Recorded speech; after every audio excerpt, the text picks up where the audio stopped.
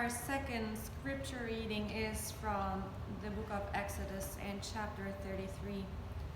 Listen now to the word of God. Moses said to the Lord, "See, you have said to me, bring up this people, but you have not let me know whom you will send with me. Yet you have said, I know you by name, and you have also found favor in my sight. Now, if I have found favor in your sight, show me your ways, so that I may know you and find favor in your sight. Consider too that this nation is your people."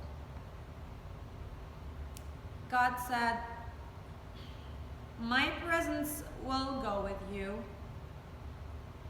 And in the original Hebrew, "My presence will go, and I will give you rest." And Moses said to God, "If your presence will not go, do not carry us up from here, for how shall it be known that I have found favor in your sight, I and your people, from every people on the face of the earth?"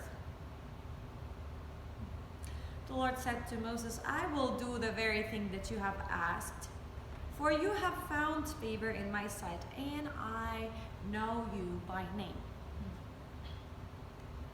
And Moses said, "Show me your glory, I pray." And God said, "I will make all my goodness pass before you, and I will proclaim before you the name, the Lord. And I will be gracious to whom I will be gracious, and I will show mercy on whom I will show mercy."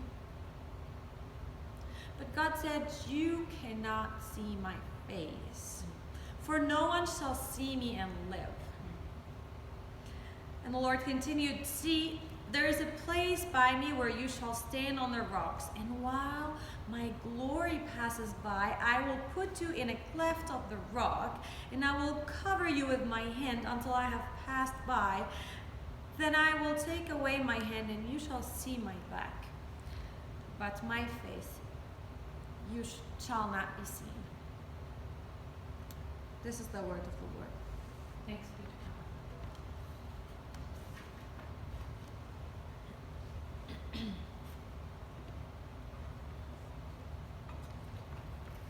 There is something about being in a state of mental wilderness that makes you reevaluate what is important in life.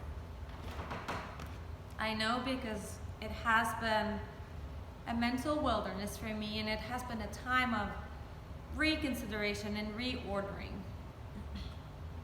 I went through a painful yet fruitful time of reconsidering the relationships I've made throughout these past 3 years here in the States, and I asked myself the necessary question: which ones are meaningful and which ones are not? And I've had to let go of some of what I've been holding on to, and at the same time I learned to value what is important and to keep it and nurture it. Moses, as well as the Israelites, are also going through a period of wilderness, literally and figuratively. And in his desertness, Moses searched for the holy, for what is meaningful and what gives him and his people sense and purpose in life. That search led him to that relationship with God. So we read in this passage about an interesting discourse taking place between Moses and God, and very honest give and take that reveals vulnerability on both sides. In this dialogue, we find many bodily images of God. What our English Bible translates into God's presence is literally God's face. And what is translated as God's sight is actually God's eyes. The text mentions God's hand and God's back. If anything, these bodily images convey the intimacy experienced by Moses and relay the realness of God as seen and felt and heard and touched. So God is no longer a figure of Moses' imagination, but a reality and a true partner. Well, until one of them screwed up, and that certainly was not God. So let's go back to the beginning. The story of Exodus starts with God asking the people to leave the place that God did not choose for them and to go to the place where she promised to dwell with them. She moved them from a place of seeming comfort in Egypt, where they are fed and maybe financially secure, to the place where they can be fully human, fully free, where they can fulfill God's purpose for them, which is to be healthy, not only in body, but also in mind and spirit.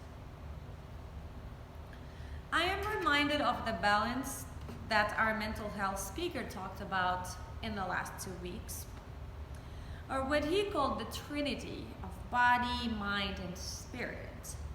To be a fully healthy human, David argues you cannot tend to one and ignore the other or prioritize one over the other two, but you need to balance your body, mind, and spirit. And I saw this balance as part of the calling of God to God's people in Exodus. Earlier in the story, the Israelites complain about lack of food and water. They say that in Egypt they sat around pots of meat and ate all the food they wanted. Their words. God responds by sending manna from heaven and water from a rock in the desert, so their bodies could be nourished. Amen. Also, God gives them a goal and a leader to help them get there. They're given a purpose and a sense of being, making them the people chosen by God to dwell among them and to be in communion with them. And they're also given the Sabbath to rest their bodies and their minds as well as souls and focus on God. These are the elements our guest speaker defined as purpose and connection. And these are the needs of the mind. And then there are the needs of the spirit. The wandering Israelites are given the law, the tablets on which God's commandments are engraved, and they're commanded to live by these rules and to live by rituals and spiritual practices that connect them with God in a covenant. These are the needs of the spirit. But here is where they fail. In the chapter preceding this one, our passage, Moses goes up to the mountain to receive the law from God. And the people saw that he was delayed, so they created a golden calf and they worshipped it. By doing that, the Israelites broke the covenant they had with God, who had said to them, I will be your God and you will be my people. Now they broke their part of the commitment to be God's people and only God's people. And so the current chapters begin with God informing Moses about the new arrangement. Moses and the people are to go to the land, but God is no longer going with them. For how can the holy walk with the defiled and not consume them? So all of this was the background for the passage that we read this morning. Moses is trying to clean up the mess of the people again. And he's bargaining with God, and he's trying to find a good reason to convince God to reconsider her decision about not going with them. So beginning in this chapter, there's a significant shift from the highly visible presence of God in clouds and in fire, in everywhere around the Israelites, in the tent, to God withdrawing to the background and sending an angel as a substitute, refusing to be part of the parade into the promised land, and yet facilitating the people's entry into the land. Now, this arrangement is not good enough for Moses. He says to God, "You have said, I know you by name, and you have found favor with me." David Bartley also talked to us about how special it is when someone remembers your name. Moses certainly knew that. He reminds God that he's so special to God that God, the designer of the universe, knew Moses by name.